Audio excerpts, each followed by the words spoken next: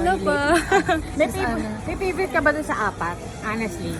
Ako po yung bighani talaga yung favorite Hindi ko. yung kami sa layout. Layout! Ano yung favorite? Be honest.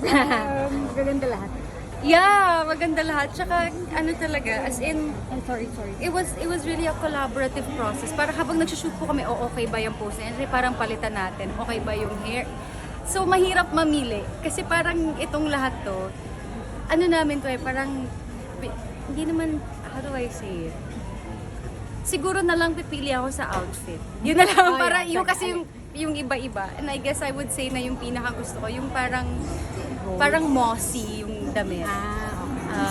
Kasi sobrang interesting lang yung tignan. Parang pag nakita mo kasi yung outfit in person, parang hindi ka sure kung damo ba siya, moss ba siya, saan ba siya gawa, damit ba yan?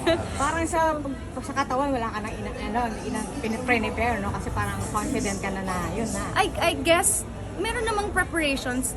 Nito kasing year na to, parang dahil nga po madalas akong nasa Siargao, so I get to surf, I started freediving, so yoga din as well. So hindi man ganun ka grabe yung preparation ko. Hindi naman ako tumigil sa mga physical activities din as well.